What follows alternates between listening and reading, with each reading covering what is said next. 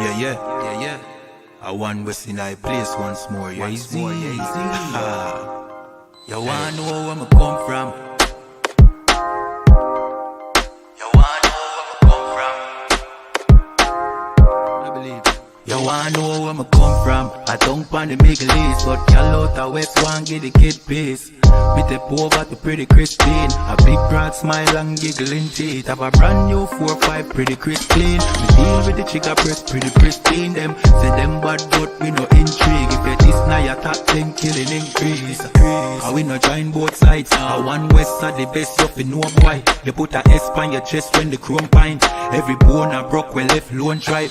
They go force right boy if you know your size. Don't see me on the street on a 4-5. You get ratchet knife in your throat pipe. Man who make your chop flesh or your ghost rise. Give up the ghost, make it boat wide. Y'all shut up, bend over, pan to a pint. Fuck you, make you get wet like a boat ride. If you hold tight, y'all, me a hold tight. Alright, no later, then more time. Me have things to do, but got more fight. Lucky where the nanny, y'all do bright. Then we shoot the bumbo clad, you grind. That's where we come from. I don't pan the Middle East, but y'all out the West one get the kid piece. Me step over to pretty Christine. A big broad smile and giggling teeth. Have a brand new 4-5 pretty crisp clean. We deal with the chica press pretty pristine. Them say them bad but we no intrigue. If you this now your top 10. Yeah, them too bad, I just mouth them up, I just slogan. You could have big and tough like Hulk Hogan. You get your own a bag, you get toe tag. Send your soul to God, their best no God. Do all fucking clip of your own that. No come set, no chop of your own bat. I go get sent off, we run postal. Get a play out box. She say me handsome, she want hold me cocky at ransom. She want hood fi broke, she want yam some. She say breed me, give me that one son, boy. We have shotgun, we have Remington, we have Magnum. So if a beef you want, you can have some. Anything we come turn in a phantom. How where we come from? I don't pan the Middle East, but y'all out the West one get the kid piece. Me step over to pretty Christine. A big broad smile and giggling teeth. Have a brand new 4-5 pretty crisp clean. We deal with the chica press pretty pristine. Them say them bad but we no intrigue. If you this now your top 10 killing increase. Increase.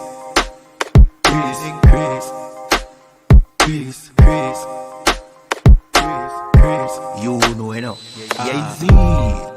I want what's in I building. You know when we come through, just hide the gal them and hide the liquor.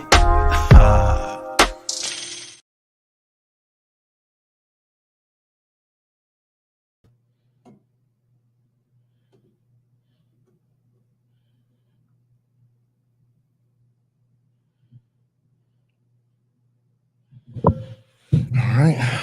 Testing 1 2. Testing 1 2. Can you hear me? Can you hear me? Can you hear me?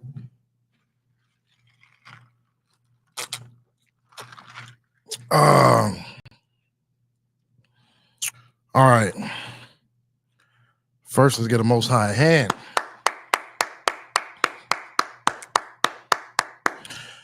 All right. Shalom, Israel. Priest and Officer Natazak. We got Tuesday night Brotherhood class coming at you once again. You know what I mean? We're going to get it in real quick. Ain't going to hold you for too long. We're going to get a couple of good, quick little precepts in, a little topic going on right now. And I'm going to send y'all on y'all way. That's it. You know what I'm saying? So first and foremost, we're going to get into a very, very, very important and heavy topic, which is our King himself, right? So the title says the word, right? We're going to talk about Christ. This is what we're going to get into as far as detail, because a lot of people assume or think that they know Christ when they absolutely know nothing about Christ. They know more about the Christian Christ, which is Caesar Borgia. You know what I'm saying? They don't really know about the Christ of the Bible. You know what I mean? Yahawashi Mashiach in Hebrew. You know what I mean? They don't really know about our King. You know what I mean? The King that is actually written within the scriptures of this book. You know what I'm saying? They only know about what they've been told. They only know about like old fable tales and folklore about a man who never existed. But they don't know about the Christ in this Bible. You know what I mean? But we're going to teach about it. All right? So We're gonna get an understanding about who Christ is. We're gonna get an understanding about Christ's life, and we're gonna get an understanding of just get a little background on him real quick, right? You know what I'm saying? It's important to understand this. It's real important to understand this because of the times that we're living in right now. You know what I mean? And in this particular time period that we are living in right now, we're starting to see the entrance of our King, Yahawashi Mashiach. You know what I mean? And everybody thought that he would come in and it would be a glorious scene, and it would be a scene of kindness and a scene of pleasure and a scene of no.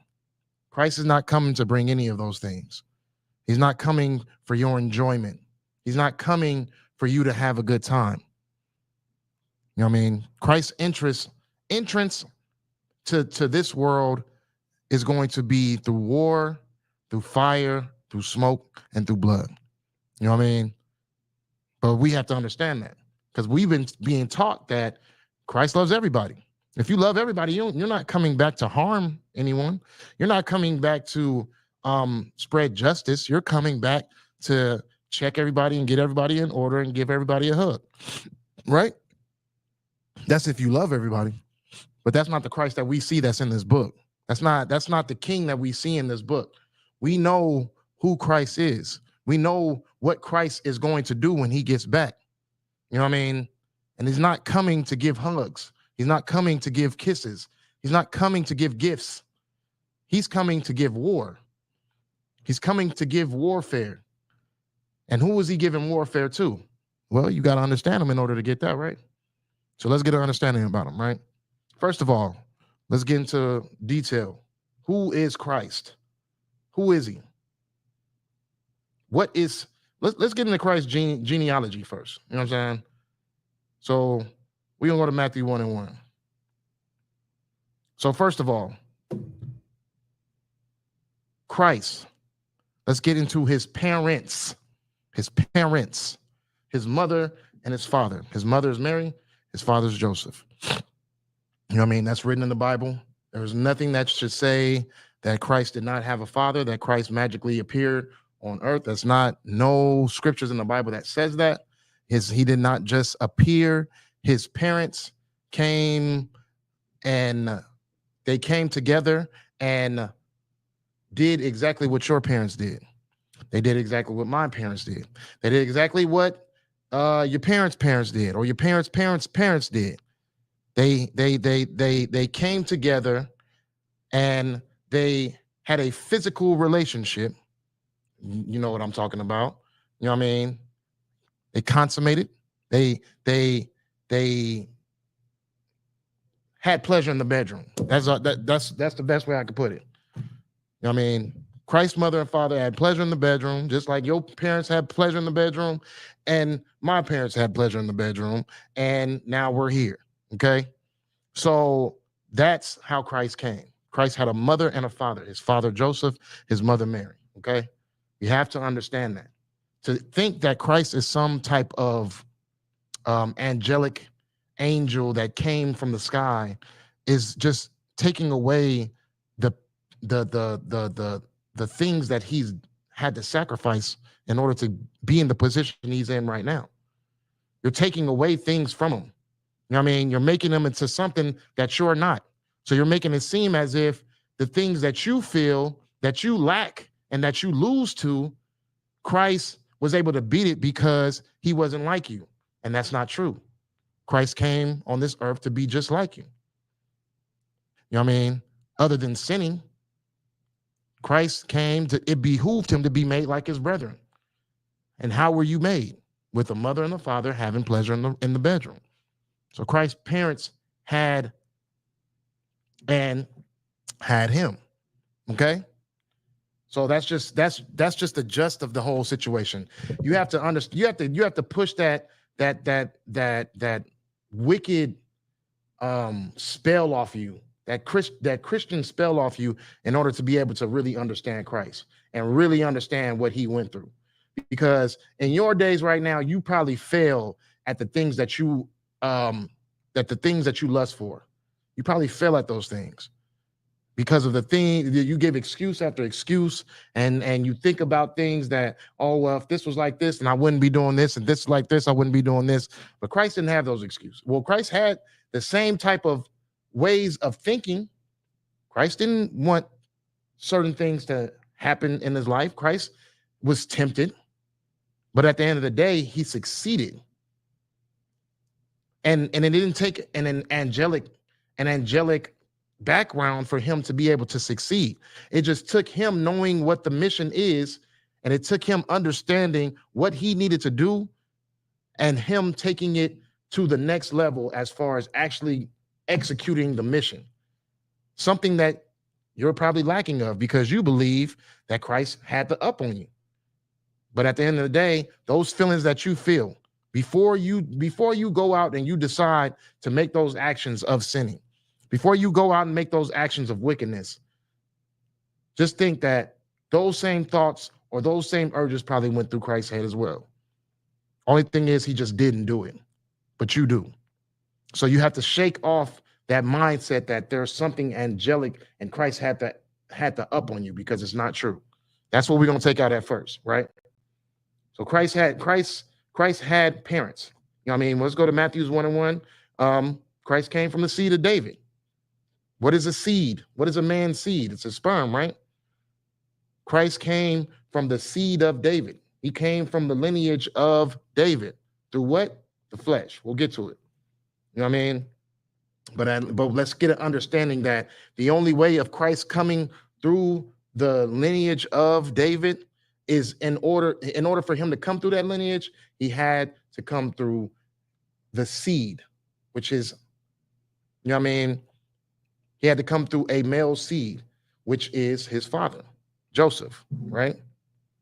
So Matthew 1:6, it says, and Jesse begat David the king, and David the king begat Solomon of her that had been the wife of Urias, which is talking about Solomon, King Solomon, right?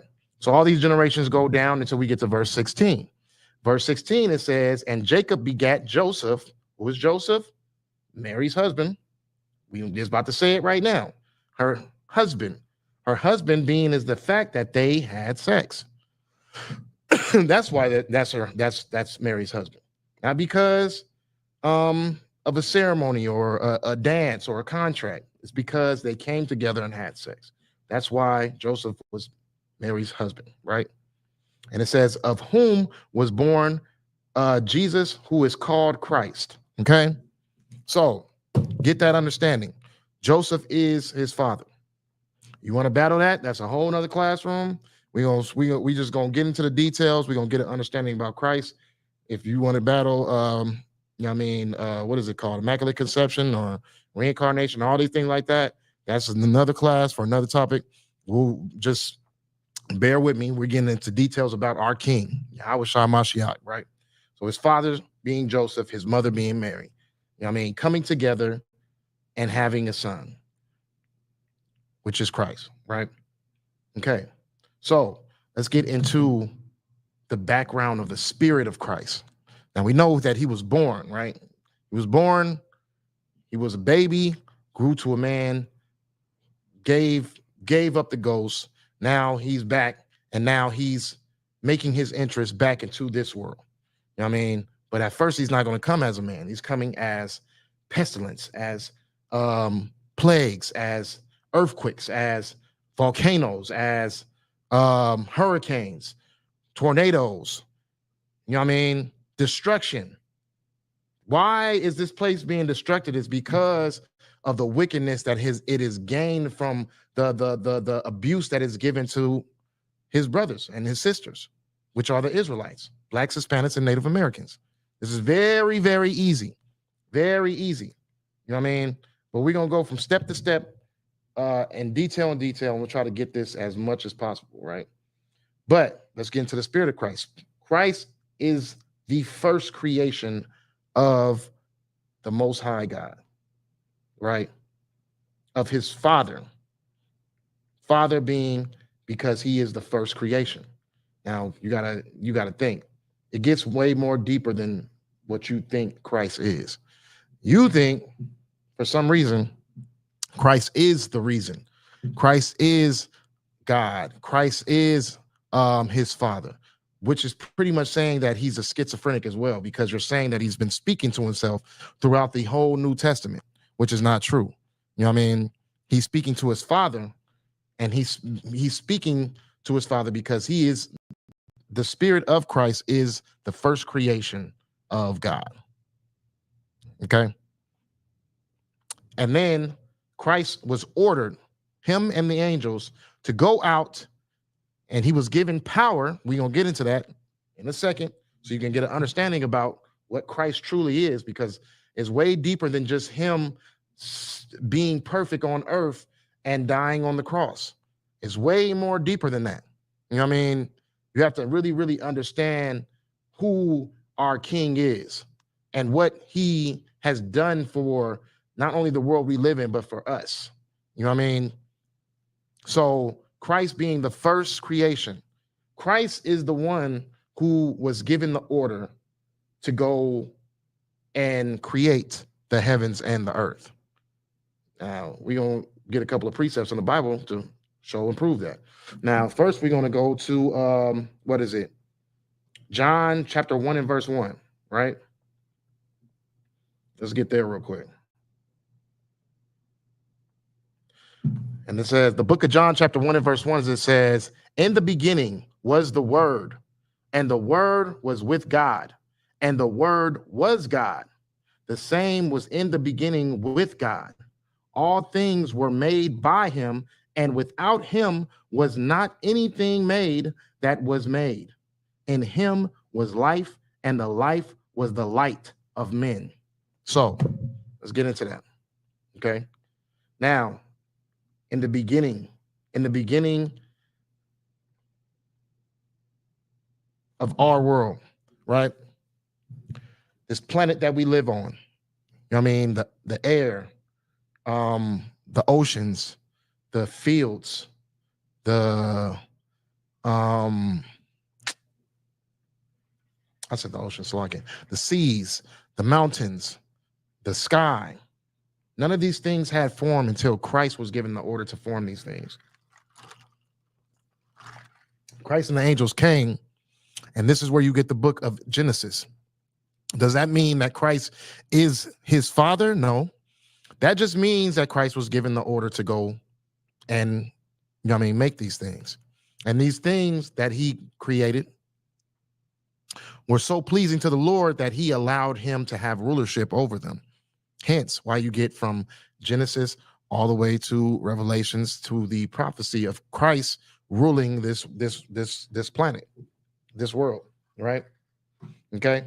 But it all goes through from Old Testament to New Testament of how the buildup happens, right? So in the beginning was the Word. What is the Word? What is the Word? Does anybody know? What is the Word?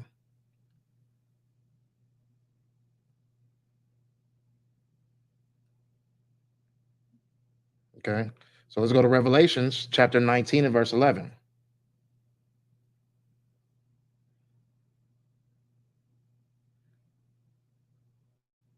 So this is the book of Revelations, chapter 19 and verse 11. It says, and I saw heaven opened, and behold, a white horse. And he that sat upon him was called Faithful and True. And in righteousness he doth judge and make war. His eyes were as a flame of fire. We know this is Christ, right? And on his head were many crowns. And he had a name written that no man knew, but he himself. And he was clothed with a vesture dipped in blood, and his name is called the Word of God. Okay, so this is the buildup. Is this his actual name? No. You know what I mean? Christ is the Word because the scriptures that have been written have all led up into his beginning all the way to his rule. Okay, this is why he is the Word. You know what I mean? Because Christ is in the Old Testament. Christ is in the Apocrypha. Christ is in the New Testament.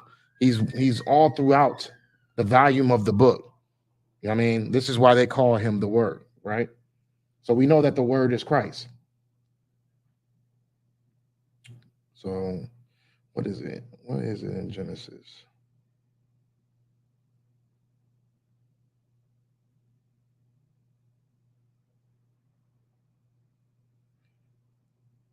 Let me see. I'll go back to John 1:1. So that just because we know that Christ is the word, right? So John 1:1. Let's see. So let's go back to it. In the beginning was the word, and the word was with God. Okay. So Christ was with God. Christ was with power. That is the definition of what God means. That is the translation of that word, God. It means power.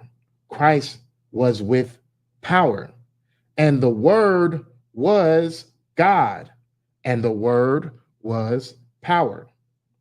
The same was in the beginning with God, with power. All things were made by him, and without him was not anything made that was made. So, what do we get from that, right? So, nothing would be made if it wasn't for Christ. The things we see, the things we wake up to, the things we go to sleep to, those things wouldn't exist if it wasn't for Christ. Christ was given the order and given the power by God to be able to create those things. We're gonna go to what is it? The same was the beginning with God. That's Colossians 1:14, right? So let's go to Colossians 1:14.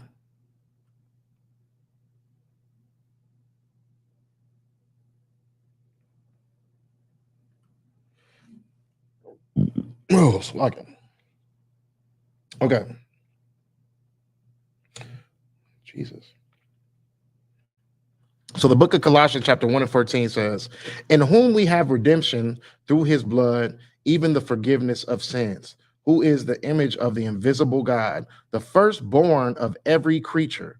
For by him were all things created that are in heaven and that are in earth. Let's read that one more time. Who is the image of the invisible God? So he is the image of God. Does that mean that he is God? No. Him being the image is that he's doing the works of God. That's him being an image. Christ also said that him and his Father are one. You know what I mean? Does that mean that he is his Father? No. That's what a unlearned Christian would probably try to teach you. Because Christ said that him and his Father are one, it makes it seem as if Christ is claiming that he is his Father. You know what I mean? But that's the same thing that the Pharisees thought, and they wanted to kill Christ for that. You know what I mean? So a Christian is no different from Pharisees or Sadducees. Just keep it off the rip with it. Christ is not claiming to be his father. He's saying that he's in the image of him. My son is in the image of me. Why? Because he walks in the manner that I walk. He walks in the manner that I've raised him to be in, that I taught him to be in. He does the things that he sees me do. He's walking in my, he's me and him are one. You know what I mean? And I raised him to be so. Does that mean that they were the same person? No. But he is me all over again. That's the best I could put it for you. His morals are the things that I instilled in him. His law are the things that I instilled in him. Me and him are one. So if you see me, you see him. And if you see him, you see me. You don't know how many times I've had people say, oh, yeah, well, your son look just like you. You know what I mean? Oh, you and your son the same. It's the same thing. That's what Christ is saying. You have to take that spell, that Christian spell off you, and stop thinking in a manner where you want Christ so bad to be the Father. Because what you're doing is you're being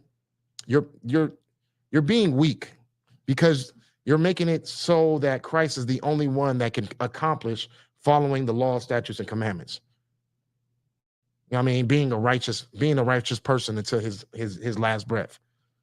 That's what you're doing. You're giving excuses. It's not what Christ wants. Christ wants you to understand his ups, his downs, you know what I mean, his temptations.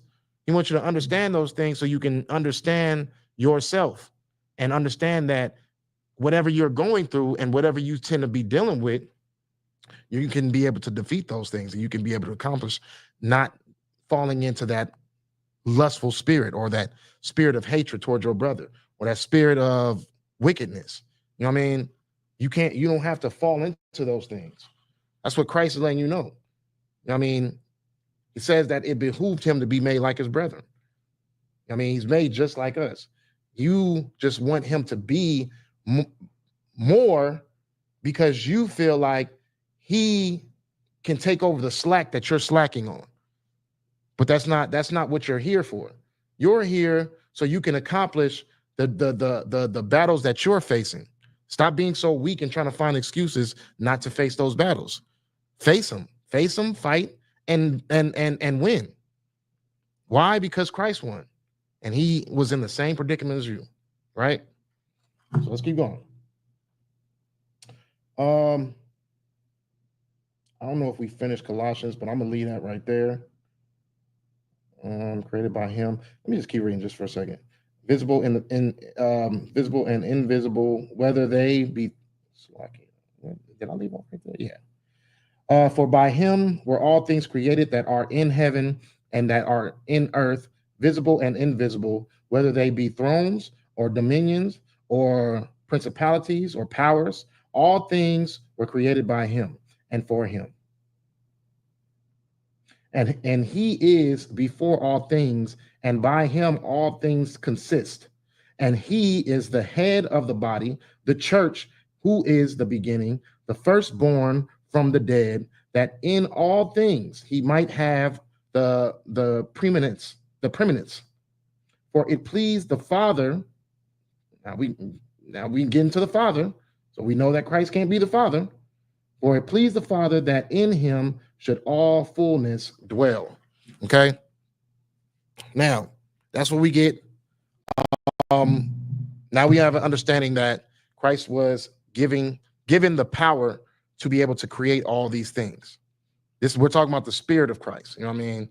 Now we got to understand also, Christ has made 5 appearances in the Bible. You know what I mean? It pleased the Lord so much of the things that Christ created while he was given the power to create this planet, these creatures, these different beasts. You know what I mean? These different beasts of the field and all these things like that. It pleased the Lord so much that of the work he was putting in, that he gave him an opportunity to have dominion over all of these things that he's created. Right? Hence Adam. You know what I mean? So we got Christ's first appearance as a person, and he is Adam. So this is why it gets heavy, and people will think that you are losing your mind because they don't believe that reincarnation exists. They believe that you just die and you go to heaven and you live there and you have church forever. You know what I mean? But we know that this is not true. The Bible speaks of reincarnation. You want to battle that? Put it in the chat and we'll talk about it another day. Because this is not based on what you want to battle. This is based on our King, Yahweh Shai Mashiach, right? But if it displeases you, we can get into that. We can get into that topic as well. I think we got into the topic a couple of times already, but we can get into that topic as well. Another day, let's talk about the King, right? So reincarnation exists. Christ made 5 appearances. He came back as Adam first. He came back as an appearance of Melchizedek. You know what I mean? And then he came back as Isaac. And then he came back as what else is next? Solomon. Then he came back as Christ. Okay. This is in a class of Christ written throughout the whole Bible. That's a topic that you can find all through these classes that we have on this page. So, you know what I mean, if you want to battle it right now, you won't be able to because we're not getting into it. But if you want to learn about it, then scroll through the classes and you'll find Christ in the Old Testament, Christ through the volume of the book, anything of those type of titles, you'll find the evidence of all these things, scriptures, precepts, anything you need. Okay, topics, anything you need is in there. Right, we gonna keep going. All right, so this is the appearances of Christ, and then we get to Christ. You know what I mean, it's heavy that we talked about Christ coming back coming as Adam, right? Because Adam and Eve were responsible of the bringing of sin to men. You know what I mean? To God's chosen, the disobedience. They were the first to be disobedient. So with that came death. But with Christ and his sacrifice comes life. I jumped so far ahead of this class, but that's the truth. That's what it all is based on. You know what I mean? Like I said, I ain't gonna keep y'all too long anyways. But that is the whole base of the purpose of Christ. You know what I mean? Adam brought sin. Christ defeats sin, destroys it, gives you a chance to come back and be who you are supposed to be. I jumped so far ahead, but we still gonna rock it out though. Because it's so many different topics. It's like it didn't ruin the suspense of everything. It just gives you it just keeps on boosting it up, because a lot of people, they don't understand how heavy it is, the topic of talking about our King Yahushua Mashiach, right? So let's keep going. Let's see. Okay, John 1:4-5.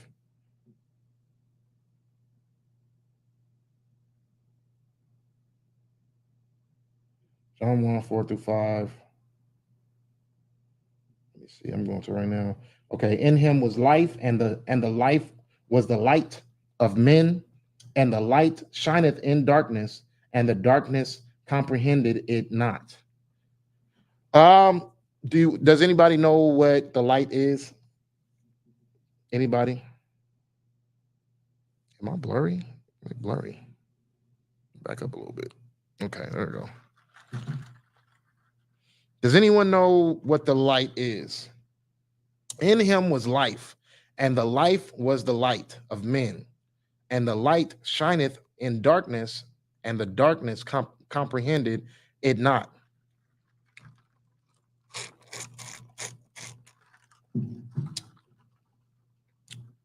So in him was knowledge.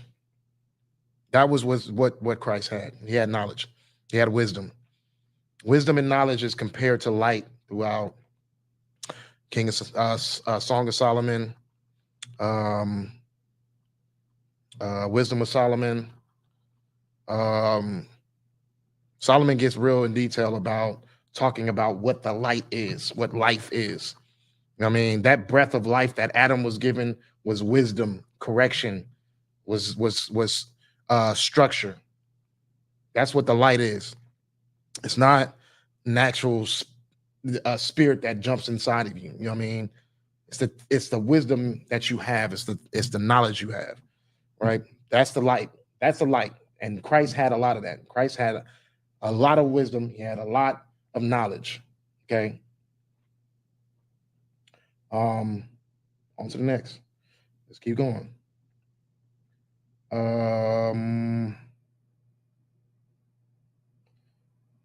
Let's go to John 1:12. I could just read the whole chapter. Take some time to read John chapter 1. You know what I mean? We ain't got that much time. We probably got about 30 more minutes left. But take your time to read John chapter 1. I'm just gonna fly through this real quick, but it says, "But as many as received him, to them gave he power to become the sons of God, even to them that believe on his name." So that's the thing too. And but many that receive him, that's not everybody in this world. You know what I mean? Just keep it real. Christ came only for Israel. He came and his sacrifice was only for Israel. That is written in the Bible, and get you the precept. But Christ came specifically for Israel. You know what I mean? So it's not saying that everybody that's in the world that believes in him, he's given them the power to be sons of God, because God doesn't want Ishmael to be his son. God doesn't want Ham to be his son. God doesn't want Cush to be his son. God doesn't want Edomites to be his son. We know that God has no he has not dealt so with those nations. He has not dealt so with any other nations but the 12 tribes. So when we see precepts in that manner, and when you have that spell on you, you all of a sudden just assume that it's speaking about anybody can just believe on him, and anybody could, you know what I mean, have the opportunity to be a son of God. That's not true.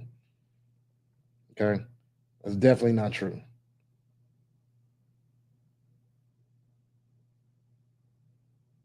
So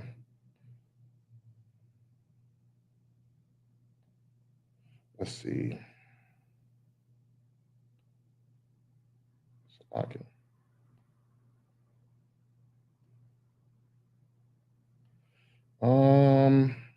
Can we go to next? Let's check it out in Matthew 15 and 24 real quick. Matthew 15 and 24. I'm about to go there real quick. Oof. Okay, so it says, I'll start at 23. It says, but he answered her not a word, and his disciples came and besought him, saying, send her away, for she crieth after us. But he answered and said, I am not sent but unto the lost sheep of the house of Israel. Okay, Christ came only for Israel. He says it himself. It's in the Bible. What else we got?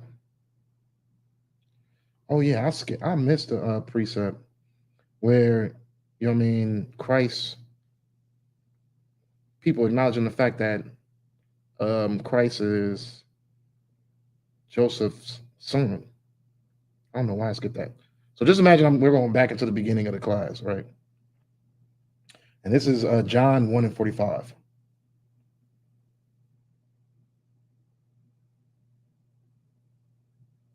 So the book of John, chapter 1 and 45, it says, Philip findeth Nathanael and saith unto him, we have found him of whom Moses in the law and the prophets did write, Jesus of Nazareth, the son of Joseph. Now, you got to slow that down just a little bit. You can't just fly right through that, okay? So they're saying that if Philip findeth Nathanael, right, and saith unto him, we have found him of whom Moses in the law and the prophets did write, Jesus of Nazareth, the son of Joseph. Moses in the law and the prophets. So they're saying themselves that Christ was mentioned in the Old Testament. You know what I mean? That go for you, Old Testament weirdos. I mean, who believe that Christ and the New Testament is non-existent. I mean, they wrote about Moses. Moses and them wrote about Christ. The prophets wrote about Christ. So Ezekiel, Isaiah, you know what I mean? David, all of them wrote about Christ in the Old Testament. I mean, there's precepts showing the prophecy of Christ coming and being the savior of Israel. You know what I mean? People just don't want to believe that, because specifically it's speaking of that savior only for Israel. They're not speaking of savior of the world. This savior is just coming specifically for Israel. That's why people disregard Christ being in the Old Testament. Because if it is Christ, then that means that there was no sacrifice for all men. There was sacrifice for Israel. That's it.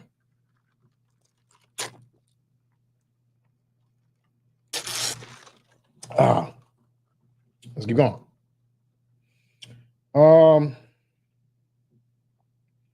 of Nathaniel. What else we got? Christ.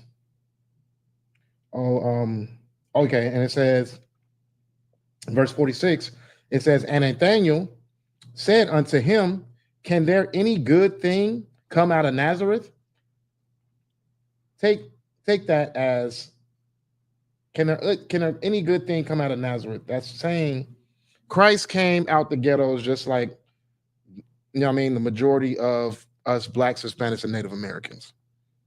We're in the ghetto, and we're not talking about the whole population of Blacks, Hispanics, and Native American, but the majority of us. The majority of our population are in the ghettos, in the barrios.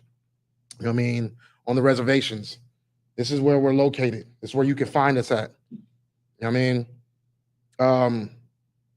Christ was also raised in the ghetto.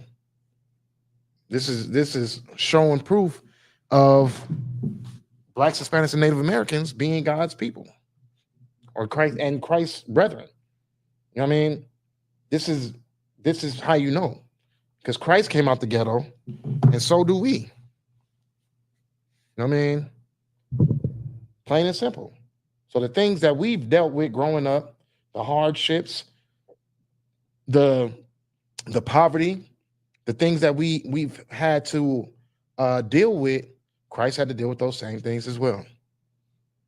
Okay, Christ was probably on the streets playing football or hide and seek. He was probably, probably had days where he had to put water in his cereal. I don't know who done that. I haven't, but Lord be with you. It's probably a whole bunch of stuff that Christ probably had roaches. Yeah, roaches probably didn't exist back in those days. Roaches been standing the test of time. You know what I'm saying? Probably had roaches. Never know.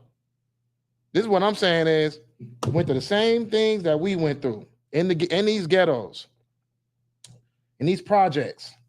Went through the same thing we do. You know what I'm saying? They probably had drive-by horses.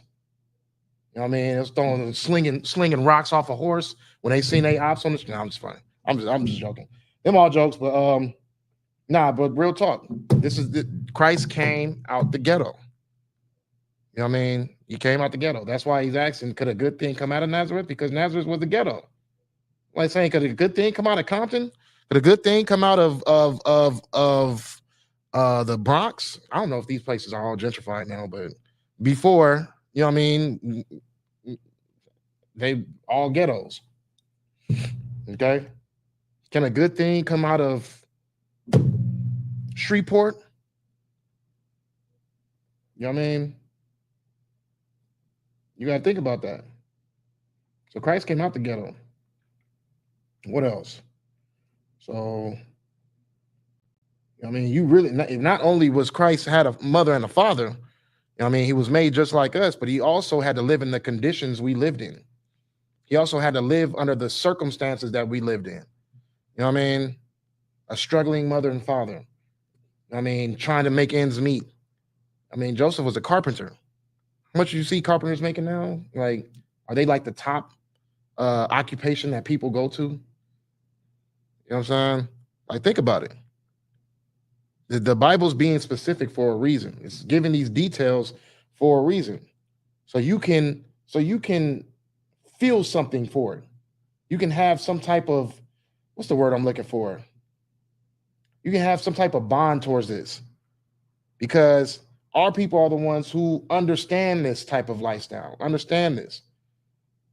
Christ went through living in the ghetto, you know what I mean?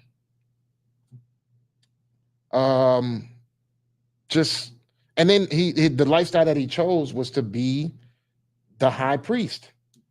You know what I mean? He chose the Father over everything. Even as a child, he could have been outside playing football. You know what I mean? For the what do you call it? The Nazarite high school. What do you call it? NH8. How would you say Nazareth High School? NHS. You know what I mean? He could have probably played for his high school in NHS, the Nazareth High School. You know what I mean? He probably could have been outside playing hide and seek. He chose to learn the scriptures. He chose, and it's not something that's unheard of. I mean, we got brothers in this school who are as young as 12, 11. You know what I mean? Sitting in class, all black, sitting in class trying to become officers. Like, it's not something that's not being seen before. You know what I mean? It's just the lifestyle that Christ chose. So let's keep it going. Let's keep this thing going. We had a dedicated young child who was had so much zeal for the Lord. You know what I mean? He was in the temples even at the teaching at the age of 12. So, you know what I mean? You got to think about how on fire Christ was for the scriptures, for his father. You know what I mean? Let's keep it going. All right, so I won't read that one.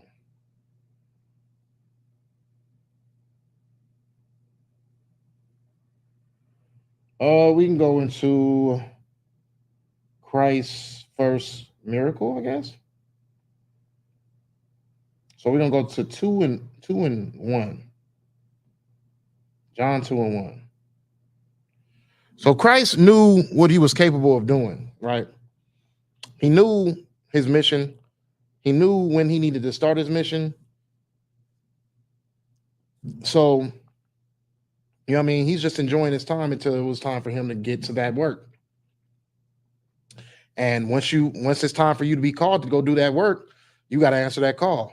A lot of people get called and a lot of people don't answer that call. You know what I mean? We here in I.S.U.P.K, we chose to answer this call. You know what I mean? When we were called, we came and we answered the call. We were called to be priests. We were called to be troopers. We were called to be young men, whatever it was. We came in and we answered that call. Christ was preparing himself for that time period where he had to answer that call, because he already knew what the start off point and the end off point were going to be. But all in all, you know what I mean?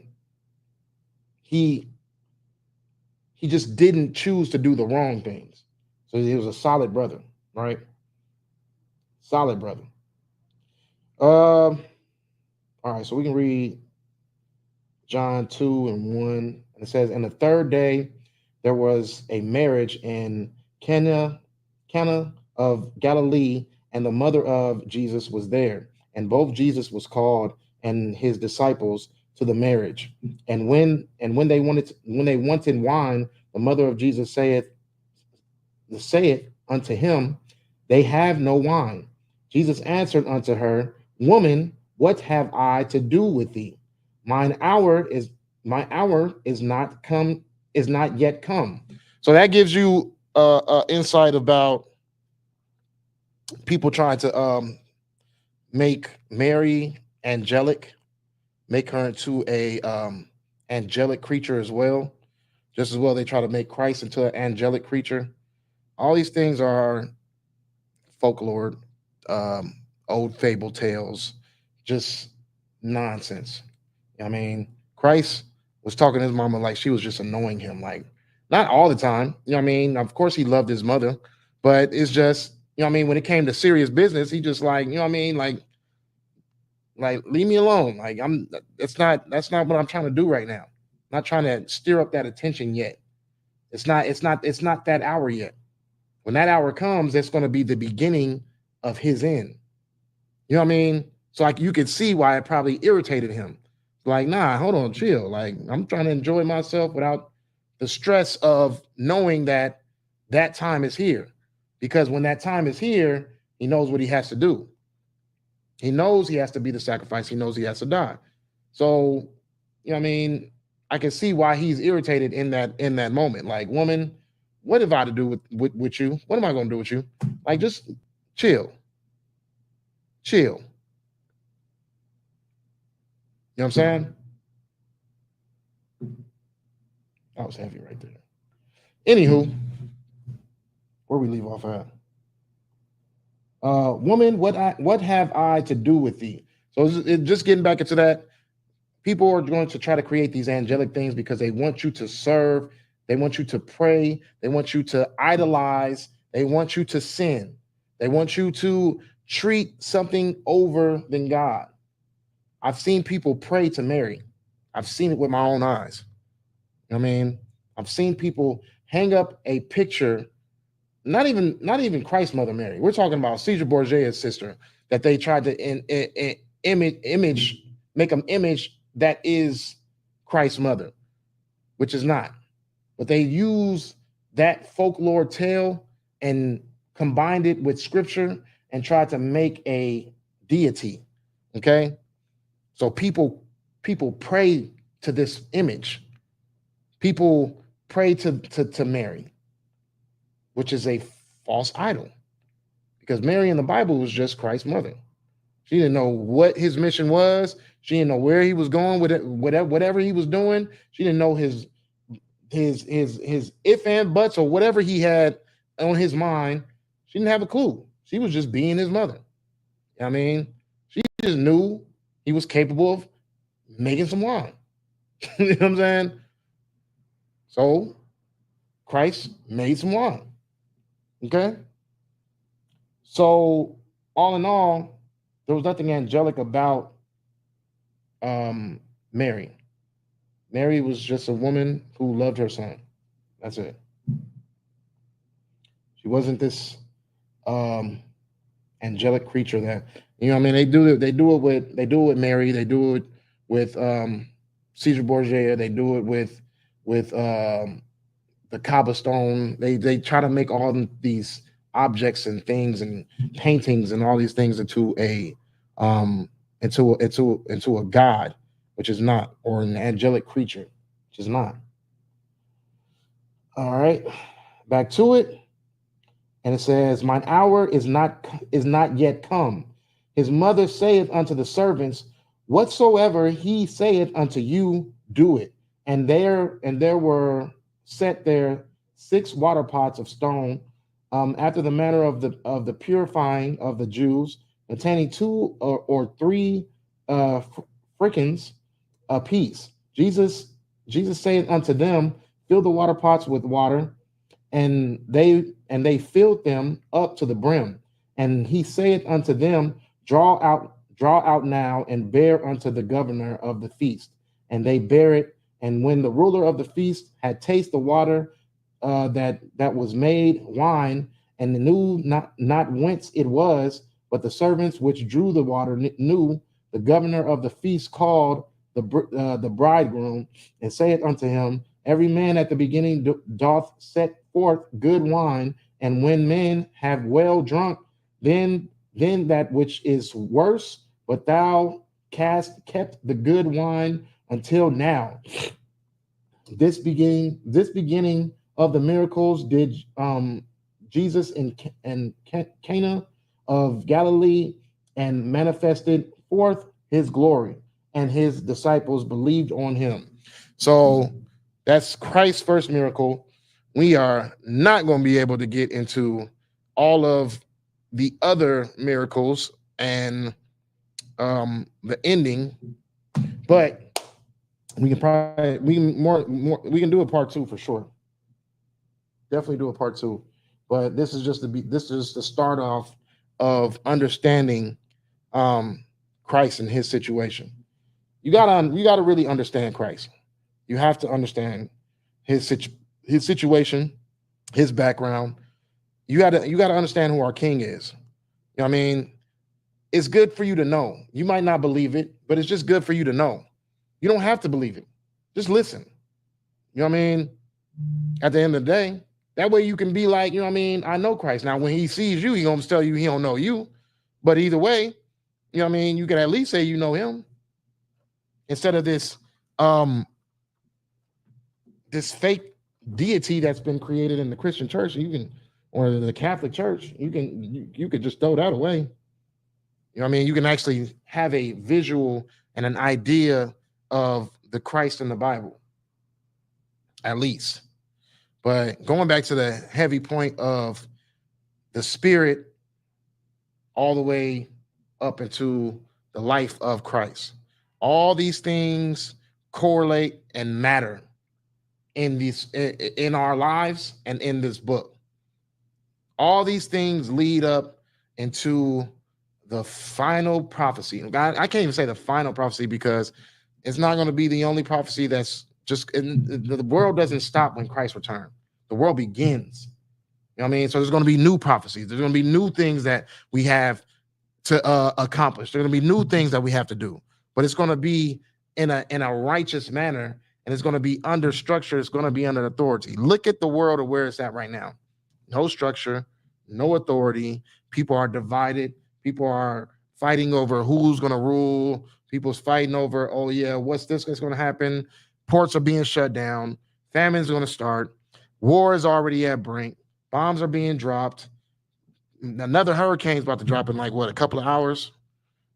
You know what I mean? Like, get yourselves prepared because it may not be right now. It may not be today. It may not be tomorrow. It may not be next week. It may not be the week after that. It may not be next year. It may not be in this lifetime. It may not be after the lifetime after that. But just prepare yourselves. Get right. You know what I mean? Fight those spells given to you from the Christian church. Fight that unwanted spirit. You know what I mean? Just fight. Stop falling into the same.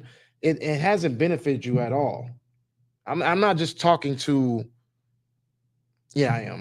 I'm just talking to the religious people. You know what I'm saying? You gotta break out of that narrative because as you read these scriptures, you're reading with a narrative already created in your mind.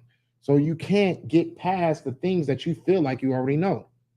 It's not gonna your mind, that spirit is not gonna allow you to get past the things that you feel like you already know. You have to go into the details of this book without that the doctrine that's already been pushed in your mind. That doctrine has not benefited you at all. You know what I mean? You feel like, oh yeah, God's speaking to you personally. God is not speaking to you personally. It's not happening. He's not speaking to you personally. He does not know you. God does not listen to the prayers of a sinner. So you can't say, oh, I'm not perfect and we all sin, and then read that the Bible says that, you know what I mean, God doesn't hear the prayers of a sinner. What is that? John 9 and 13? I think it's John 9 and 13. But God doesn't hear the prayers of a sinner. He doesn't hear what you're saying. You know what I mean? So you can't sit there and say, oh, I'm not perfect and I sin. And, oh, yeah, well, I mean, I pray to God. You're not praying to God. God's not speaking to you either. It does not make sense. It does. It's idiotic. It's idiotic. Okay. So get an insight on who Christ is. That's it. Get an insight on Christ is because when you understand Christ, you understand his Father. You understand his mission. You understand where his background is, where he came from, and you understand where he's fit to go. Because we are living in the times of the fall of America. This is the fall of Babylon. You know what I'm saying? Like, we probably might not be able to see the final fall, but we're witnessing the Bible. We're witnessing the words of the Bible being created into, you know what I mean, into a physical form. We're watching those things. We see the war. We see the destruction. We see the famine. We see the pestilence.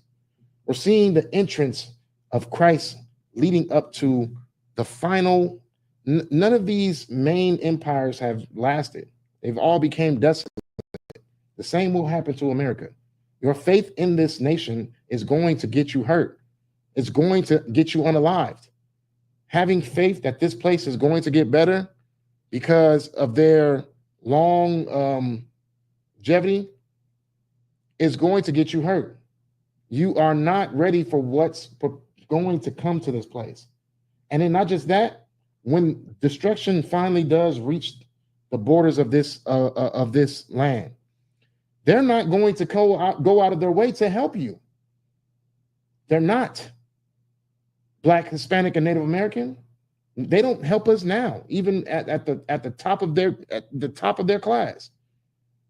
Just think of what's going to happen when this place becomes lower and lower and lower and lower. You know what I mean? They're going to come after our resources first. They're going to come after our destruction first. Even in their destruction, they're going to still hate us, and they're still going to want to unalive us. So you need protection. And that's why you have to build this body under Christ's authority, under Christ's rule, because he's the only righteous ruler. Kamala Harris ain't gonna do it for you. Donald Trump ain't gonna do it for you. None of these people are going. These people have been distracting you and destroying you for how long now? Why continue to allow yourselves to be put under the foot of a predator? Okay. Part 2 coming soon. You know what I mean? Part 2. And we gonna get into the details of Christ's walk through life, the miracles he's given, the things he's done.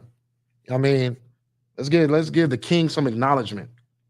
I mean, let's give him some appreciation. Because we wouldn't even be put in this position to be able to hear this truth if it wasn't for Christ. We'd be stuck with Christianity and Catholic Church all day. You know what I mean? But we are the I.S.U.P.K on the Commander Junior YAHANNA. I want to say Shalom, Yahweh, Hashem, Yahushua, Barak, thumb to the brothers. Shalom, Yahweh, Shamar, the thumb, Hashem, Yahushua to the sisters. The water for y'all tuning in. Come back next week, Tuesday, brotherhood class. Shalom.